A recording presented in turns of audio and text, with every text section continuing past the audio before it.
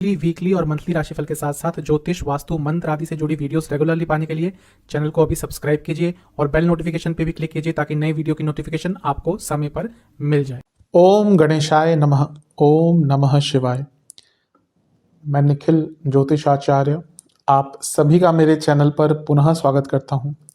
आशा करता हूं कि आप सभी स्वस्थ होंगे। महादेव की कृपा आप सभी पर सदैव बनी रहे।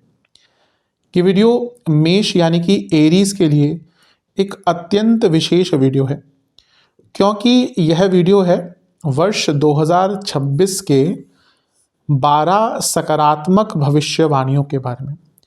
हर वर्ष की तरह इस वर्ष भी मैं आने वाले नव वर्ष की सकारात्मक भविष्यवाणियों से शुरू करूंगा। हम साल के अंत की तरफ जा रहे हैं। एक इस उम्मीद से नव वर्ष की शुरुआत करनी चाहिए कि जहाँ पे हमें पहले कुछ सकारात्मक चीज़ें पता चले। ऑब्वियसली जब मैं पूरा वार्षिक राशिफल बनाऊंगा उसमें हर बार की तरह जैसे मैं पॉजिटिव्स के साथ नेगेटिव्स या फिर कहिए जो एग्जैक्ट ग्रहों की स्थिति बता रही है उस हिसाब से बताने की कोशिश करता हूँ, लेकिन यहाँ पे केवल हम कुछ सकारात्मक पॉइंट्स को 12 सकारात्मक भविष्यवाणियों पर चर्चा करेंगे ताकि आने वाले वर्ष की जो शुरुआत है मानसिक रूप से हमारे लिए अच्छे प्रकार से हो।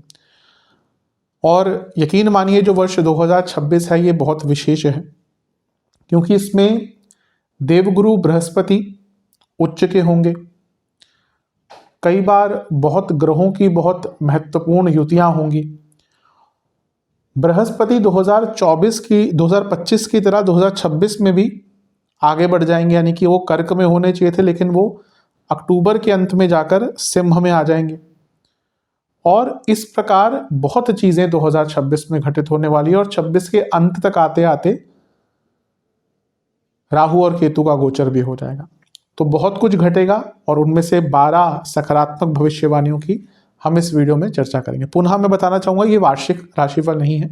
मेरे चैनल पर हर साल में वार्षिक राशिफल भी आता है जिसमें मैं बहुत सिस्टमेटिक वे में जाता हूँ, लेकिन यहाँ पर इस वीडियो का औचित्य केवल पॉजिटिव चीज़ों पर थोड़ा सा ध्यान देना है। तो शुरू करते हैं इस आने वाले नव वर्ष की 12 सकारात्मक भविष्यवाणियों के साथ। पहली भविष्यवाणी से शुरू करते हैं पहली भविष्यवाणी के साथ, और वो है भाग्यशाली शुरुआत। 1 जनवरी को अगर हम देखें, पहले ही दिन की अगर कुंडली लगाकर देखें साल की, तो मंगल आपके भाग्य स्थान में होंगे जो आपके लग्नेश हैं। सूर्य जो आपके पंचमेश हैं वो भी आपके भाग्य स्थान में होंगे, यानी कि 2 लक्ष्मी स्थान के स्वामी और 2 भाग्य जो भाग्य से सीधा संबंध रखते हैं, पंचम नवम, उसके स्वामी साथ में नवम भाव में, और इसमें आपके लग्नेश इंक्लूडेड हैं मंगल। यहाँ पे 2 उपचय भावों के स्वामी यानी कि बुध भी बैठेंगे, और शुक्र जो आपके धनेश हैं, केंद्र के स्वामी हैं। ये सारे कहाँ पे बैठे हैं? ये सारे आपके भाग्य स्थान में बैठे हैं। इतने सारे ग्रहों की ऊर्जा के साथ जब वर्ष 2026 की शुरुआत होगी तो शुरुआत ही बहुत शुभ लाभ वाली होगी। भाग्य स्थान में इतने सारे ग्रहों का होना अपने आप में अंकित करता है कि भाग्य का बहुत साथ मिलेगा। और जो भाग्य स्थान के आपके स्वामी है बृहस्पति, ठीक है वक्री होंगे लेकिन वो भी भाग्य स्थान को देख रहे होंगे। उनका वक्र प्रभाव यानी कि भाग्य कई पुरानी जो आपकी अपॉर्चुनिटी थी जो आपको प्राप्त नहीं होती वो यहाँ पर आपको प्राप्त करवाएंगे। 4 ग्रहों का यहाँ पे प्रभाव यानी कि ये भाव भाग्य स्थान जो है वो बहुत एक्टिवेट रहेगा। इसमें से कई ग्रह महीने के मध्य भाग तक यहीं पे रहेंगे, इसलिए साल की शुरुआत बहुत अच्छी हो रही है आपके लिए। कुछ लोगों के ट्रांसफर्स के योग बनेंगे साल के शुरुआत में ही। कुछ लोगों को हायर एजुकेशन अगर वो करना चाहते थे उनको बहुत अच्छा लाभ मिलेगा। इसके साथ ही क्योंकि लग्नेश मंगल और सप्तमेश शुक्र, मंगल और शुक्र ये साथ में है, और वैसे भी इन दोनों की जोड़ी शादी के लिए बहुत अच्छी होती है क्योंकि काल पुरुष की कुंडली भी मेष लगने की होती है। तो ये दोनों नेचुरली पहले और सप्तम भाव के स्वामी बनते हैं हर व्यक्ति के लिए काल पुरुष की कुंडली के हिसाब से। तो यहाँ पे इनकी युति भाग्य कारक के साथ साथ विवाह कारक भी बनते हैं। तो जिनकी विवाह की बातें अटक रही थी, वर्ष के शुरुआती कुछ दिन, जनवरी के शुरुआती कुछ दिन बहुत अच्छे हैं, बहुत शुभ हैं, अवश्य लाभ आपको प्राप्त होगा। और नवम भाव में इतने सारे ग्रह, अचानक से कुछ लोगों का धार्मिक स्थल पर जाने का भी अवसर उनको प्राप्त हो सकता है। तो ये वर्ष की शुरुआत ही कहीं ना कहीं मेष के लिए बहुत शुभ रहेगी। चलते हैं दूसरी सकारात्मक भविष्यवाणी की तरफ। ये होगा 16 जनवरी 2026 को। 16 जनवरी 2026 को मंगल आपके 10वें भाव में प्रवेश करेंगे और उच्च की अवस्था के हो जाएंगे। और ये उच्च की अवस्था के मंगल लग्न को देखेंगे, खुद लग्नेश हैं, प्रॉपर्टी के कारक हैं और चौथे भाव को भी देखेंगे। ये अपने आप में प्रॉपर्टी का बहुत सुंदर योग बनाता है। अगर आप प्रॉपर्टी खरीदने के इच्छुक हैं तो बहुत लाभ प्राप्त होगा। और यहाँ पे शुक्र भी बैठे हैं जो धनेश हैं और सप्तमेश हैं, चौथे से चौथे और चौथे से लाभ। ये अपने आप में अंकित करता है कि कुछ प्रॉपर्टी का आपको लाभ प्राप्त होगा। और क्योंकि यहाँ पे सूर्य भी हैं, अच्छी प्रॉपर्टी मिलेगी। जो काम प्रॉपर्टी का आप करना चाहेंगे, कागजी कार्यवाही वो भी बहुत आराम से हो जाएगी। और अगर आप अपनी कोई प्रॉपर्टी इवन रेंट आउट करना चाहते थे, नहीं हो पा रही थी, तो जनवरी का शुरुआती ये जो गोचर होगा मंगल का 16 जनवरी को, ये बहुत परिपूर्ण है। तो प्रॉपर्टी के लिए तो बहुत अच्छा। मंगल शुक्र साथ में है और चौथे घर को देख रहे हैं, घर के रेनोवेशन के लिए भी बहुत अच्छा है। और इवन ये वाहन के लिए भी बहुत अच्छा होता है। प्रॉपर्टी यानी कि अपने एसेट्स को बढ़ाने का योग है। और 10वां घर करियर का होता है, पद प्राप्ति का भी होता है। और 10वें से 10वां भी पद प्राप्ति प्रमोशन के लिए अटमोस्ट इंपॉर्टेंट होता है। तो 10वें घर में मंगल उच्च के और दिग्बली, सूर्य दिग्बली, और एक प्रकार से शुक्र यहाँ पे खुद सप्तमेश ही हैं। तो ये राजयोग भी बहुत सुंदर बन रहा है। मंगल शुक्र धन योग भी बना रहे हैं क्योंकि शुक्र धन स्थान के स्वामी हैं और सूर्य खुद प्रमोशंस के कारक हैं। तो वर्ष की जो शुरुआत है 16 जनवरी का जो काल खंड है, इसके आसपास आपका प्रमोशन का और प्रॉपर्टी का बहुत सुंदर योग बन रहा है। चलते हैं तीसरी सकारात्मक भविष्यवाणी की तरफ। पुनः मंगल को ही पिक्चर में लाएंगे क्योंकि मंगल लग्नेश हैं, तो उनका गोचर अति विशेष हो जाता है आपके लिए। तो मंगल आपके लाभ स्थान में गोचर करेंगे 23 फरवरी 2026 को। और यहाँ पर अगर हम देखें तो उनके साथ बहुत ग्रह हैं। राहु मंगल प्रमुखतः अंगारक दोष तो बनता है, लेकिन उसके कुछ पॉजिटिव पॉइंट्स भी होते हैं। ऊर्जात्मक योग है। यहाँ पे सूर्य है, बुध है, शुक्र है। बुध शुक्र 4-5 दिन के लिए है, सूर्य तो काफी टाइम तक रहेंगे। तो ये लाभ स्थान है। लाभ स्थान में इतने सारे ग्रह अपने आप में बहुत लाभकारी स्थिति होती है। तो ये अचानक से धन प्राप्ति के लिए बहुत अच्छा योग है। ये प्रॉपर्टी के लिए बहुत अच्छा योग है। ये स्पेकुलेटिव मार्केट से लाभ कमाने के लिए बहुत अच्छा योग है। और यहाँ पे राहु तो है ही, गुरु की दृष्टि भी है, यानी कि अचानक से बड़े धन का लाभ आपको प्राप्त होने वाला है।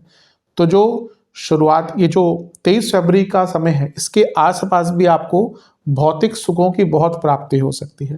और क्योंकि सप्तम से त्रिकोण में मंगल शुक्र पुनः आ गए, तो ये विवाह का भी बहुत अच्छा योग है। कुछ लोग आप में से जो स्पेकुलेटिव मार्केट आदि में बहुत लगाते हैं पैसा, उनको इसके आसपास बहुत धन का लाभ हो सकता है। चलते हैं चौथी सकारात्मक भविष्यवाणी की तरफ। वो होगी 11 मार्च को। क्या होगा? भाग्य फिर पलटेगा। अर्थात क्या है? गुरु, देवगुरु बृहस्पति जो नवंबर में वक्री हो गए 2025 में, वो 11 मार्च 2026 को पुनः मार्गी हो जाएंगे। खुद भाग्य के कारक हैं, भाग्येश भी हैं आपके लिए। तो उनका मार्गी होना बहुत लाभकारी होगा। ये भाग्य पलटने वाला समय होगा। यहाँ से लाभ स्थान को देखेंगे, कई जो आपका लाभ अटका हुआ था, पैसा अटका हुआ था, धन अटका हुआ था, वो पूर्ण होगा। सप्तम को देख रहे हैं, विवाह के लिए, बिजनेस के लिए बहुत अच्छा है, जीवन में परिपूर्णता के लिए बहुत अच्छा है। और अपने ही स्थान को भी देख रहे हैं, यानी कि भाग्य तो यहाँ पर चमकने वाला है। तो 11 मार्च के आसपास भी आपको बहुत बड़ा कुछ लाभ प्राप्त होगा। ये भाग्य पलटने वाला योग आपके लिए साबित होगा। चलते हैं अगले पॉइंट की तरफ, जो है पांचवी सकारात्मक भविष्यवाणी, मंगल का वरदान। ये कब होगा? 11 मई 2026 को। क्या होगा? मंगल लग्नस्थ हो जाएंगे।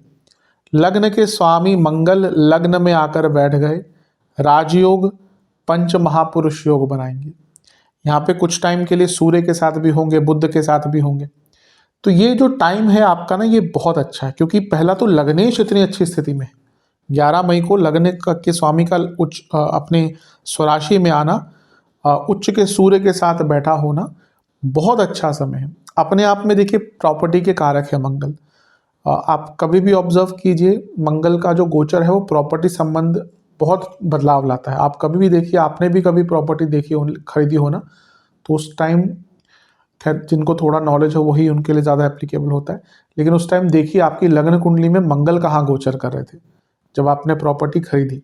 अब मेनली अब प्रॉपर्टी खरीदना मतलब ऐसा नहीं तो एक दिन का काम होता है, पर बेसिकली भाई जिस दिन आपका ब्याना हो गया या लेट्स से कि एग्रीमेंट हो गया, डीड बन गई, उस दिन को भी देख सकते हैं। बाकी जब पोजेशन मिलेगा तब भी आप देखेंगे मंगल का गोचर बहुत महत्वपूर्ण स्थान में होगा उस टाइम पे आपकी। तो इसी प्रकार से मंगल का लग्न में आना इस टाइम पे आपके लिए बहुत शुभ है, प्रॉपर्टी के लिए, बिजनेस के लिए, एक प्रकार से क्योंकि सप्तम को देख रहे तो विवाह का भी अच्छा योग बनता है यहाँ से, क्योंकि लग्नेश है। और ये पंच महापुरुष योग भी बना रहे हैं रोचक नाम का, यानी कि कुछ बहुत बड़ी पद की प्राप्ति हो सकती है। तो ये 11 मई का जो समय है ना, ये भी आपके कई एरियाज में प्रॉपर्टी, बिजनेस, विवाह, पद प्राप्ति, प्रमोशन, बहुत जगह पर आपको लाभ देकर जाएगा। चलते हैं छठी भविष्यवाणी की तरफ। क्या भविष्यवाणी है? उच्च के गुरु, गुरु उच्च के हो जाएंगे। 2025 में कुछ टाइम के लिए तो हुए थे, लेकिन जैसे मैंने हर बार बताया कि वो कुछ आंशिक समय के लिए था, कुछ समय के लिए था। लेकिन यहाँ पर अच्छा, इस वर्ष भी वो आगे जाएंगे, लेकिन एक लंबा अरसा आपके लिए उच्च का बिताएंगे। जो चौथे घर में उच्च के गुरु, केंद्र भाव में उच्च के गुरु, यानी कि कुंडली को ही केंद्र बल प्राप्त हो गया। वो भाग्य स्थान के स्वामी है। भाग्य स्थान का स्वामी जब उच्च का हुआ, यानी कि भाग्य बढ़ेगा। और यहाँ से वो जब 10वें घर को देखेंगे तो करियर में उछाल, चौथे घर में बैठे हैं तो प्रॉपर्टी में लाभ, घर में पैसा आएगा, घर में पैसा खर्च करने लायक आप हो जाएंगे। आप घर में पैसा खुल के कब खर्च करते हैं? जब पैसा खुल के आता है, क्योंकि वो 12वें घर के स्वामी हैं, तो घर में खुलकर पैसा भी लाएंगे।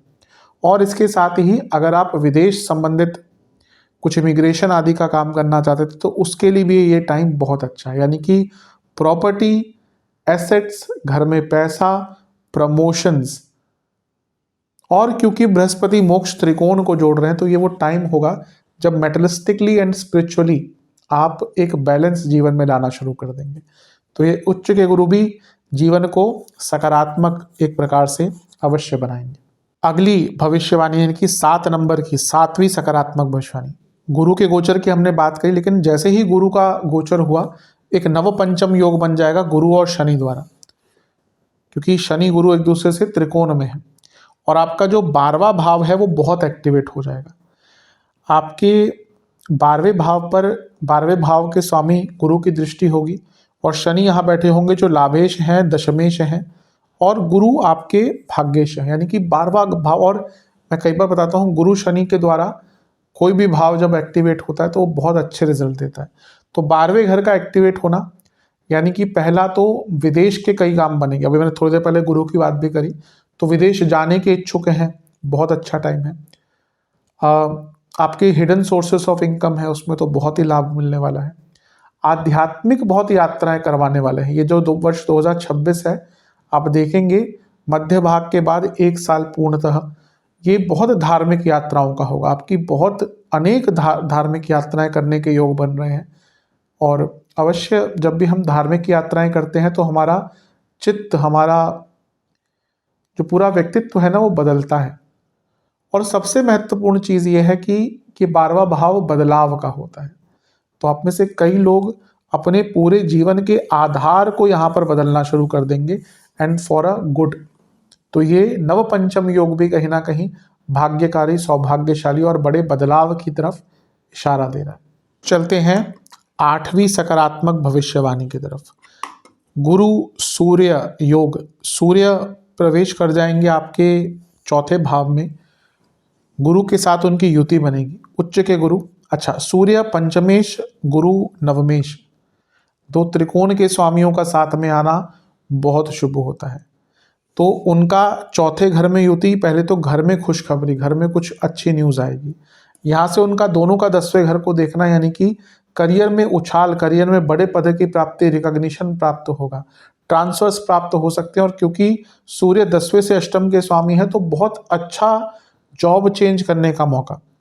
तो ये बहुत शुभ है। गुरु सूर्य की जो जोड़ी आपके लिए बन रही है चौथे घर में, अत्यंत शुभ। और प्रॉपर्टी के लिए तो, वाहन के लिए तो सबसे अच्छा योग है।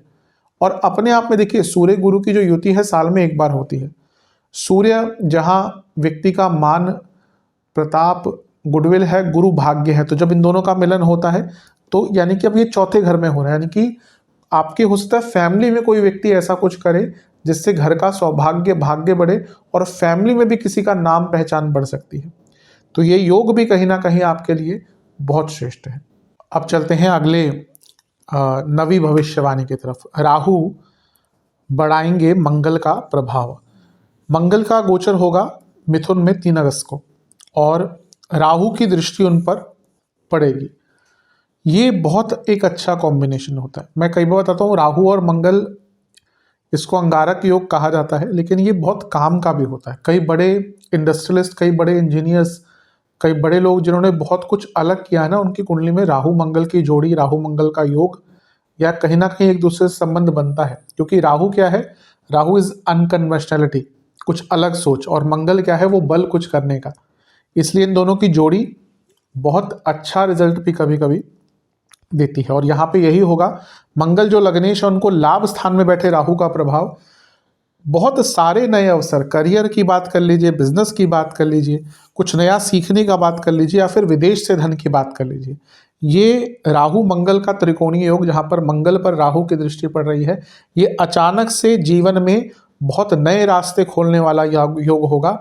और धन की भी भरपूर यहाँ पे आपको प्राप्ति होगी, क्योंकि मंगल अष्टमेश हैं और लाभ स्थान में बैठे राहु देख रहे हैं। तो ये अष्टम और लाभ का जब भी मिलन होता है तो अचानक बड़े धन की प्राप्ति होती है। तो ये मंगल का जो प्रभाव बढ़ेगा राहु के द्वारा, ये भी कहीं ना कहीं बहुत लाभ देकर जाएगा। अब चलते हैं 10वीं भविष्यवाणी की तरफ, जो है मंगल और गुरु का नीच भंग राजयोग। मंगल नीच के हो जाएंगे लेकिन उच्च के गुरु के साथ। कब होगा? 18 सितंबर 2026। नीच भंग ये प्रॉपर बन रहा है, प्रॉपर। मैं कई बार बताता हूँ, यही एक प्रॉपर नीच भंग होता है कि भाई या तो एक उच्च का ग्रह या नीच का ग्रह साथ में बैठे हों, परस्पर देख रहे हों, या स्वराशि के ग्रहों के साथ या तो साथ में बैठे हों या सीधा दृष्टि हो, वही प्रॉपर नीच भंग होता है। बाकी जो इतनी सारी डेफिनेशंस हैं वो प्रॉपरली नीच भंग नहीं होती।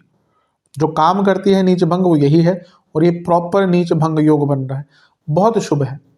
लग्नेश और भाग्येश नीच भंग, यानी कि ऐसे मौके जो आप सोच ही नहीं थे जीवन में, इतने अच्छे मौके यहाँ पे प्राप्त हो सकते हैं। मंगल अष्टमेश हैं और गुरु 12वें घर के स्वामी, दोनों ब्रेक्स दिखाते हैं और चेंज दिखाते हैं।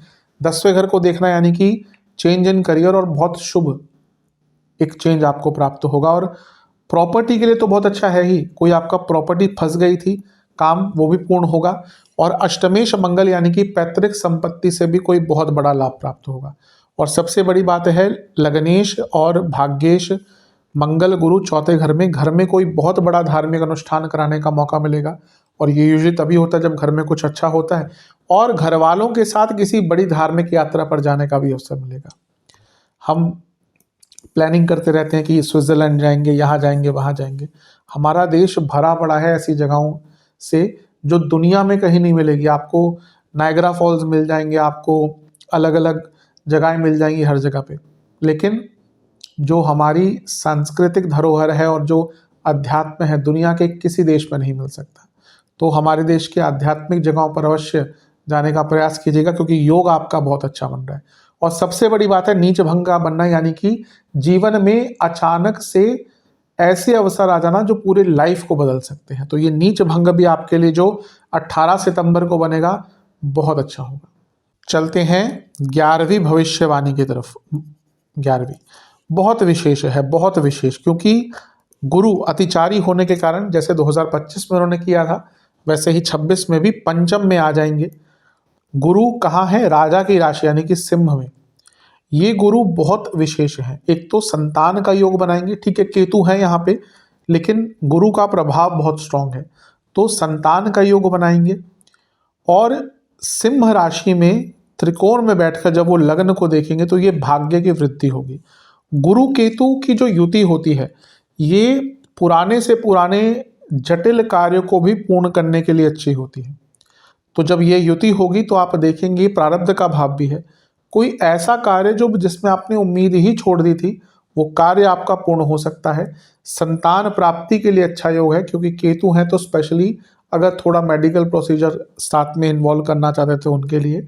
और यहाँ से गुरु क्योंकि अपने स्थान को भी देखेंगे मूल त्रिकोण, तो ये भाग्य पलटने वाला योग होगा। गुरु अतिचारी के कारण जब आगे आएंगे तो आपके भाग्य को पूरा सवार कर निखार कर जाएंगे। तो एक गुरु का राशि परिवर्तन भी आपके लिए बहुत अच्छा है। लग्न को ही गुरु का देखना जो कई सालों में एक बार होता है। आप देखिए, इससे पहले बृहस्पति आपके लग्न में कब आए थे? आई थिंक 22 में वो मीन में थे, 23 में मेष में थे, तो 23 में संबंध उनका आया लग्न से। 23 के बाद अब कब आ रहा है? 26 के अंत में, वो भी कुछ टाइम के लिए। तो ये 3-4 साल बाद जब गुरु का लग्न से संबंध आता है तो वो जो समय होता है वो अपने आप में बहुत शुभ होता है। तो ये शुभता का प्रतीक है गुरु का गोचर, जो यानी कि थोड़ा सा वो आगे टाइम बिताएंगे सिंह में, बहुत विशेष है, भाग्यकारी, लाभकारी और जीवन बदलने वाला। अब चलते हैं साल की अंतिम सकारात्मक भविष्यवाणी, 12वीं भविष्यवाणी की, जो कि है राहु केतु का गोचर। इसमें स्पेशली हम राहु, क्योंकि हम पॉजिटिव चीज़ों की बात कर रहे हैं, तो राहु के गोचर पर प्रभाव देखेंगे। 5 दिसंबर को राहु उल्टे चलते हुए आपके 10वें घर में बैठ जाएंगे, क्योंकि वो उल्टे ही चलते हैं, सदैव वक्र है राहु। तो उनका 10वें घर में आना, पहला तो केंद्र त्रिकोण में राहु केतु का आना राजयोग बनाता है कुछ स्थिति में, और स्पेशली राहु का केंद्र में आना बहुत अच्छा होता है। करियर में बहुत बड़ा एक बदलाव देकर जाएंगे आपको। करियर के लिए ये बहुत अच्छा एक समय होगा। आप देखिए तो 10वें घर के स्वामी भी 12वें घर में है, यानी कि विदेश, राहु 10वें घर में है। तो करियर में पहला तो एक्सपेंशन प्राप्त होगा कि गुरु अभी अतिचारी हैं, ठीक है, लेकिन ये गुरु भी कुछ टाइम बाद वापस आके 10वें घर को देखेंगे 2027 के शुरुआती भाग में, यानी कि यहाँ से करियर में एक बहुत अच्छा उछाल मिलेगा। स्पेसिफिकली कहूँगा कि जो लोग एमएनसी में और विदेश में काम करते हैं उनके लिए तो बहुत अच्छा टाइम होगा ही।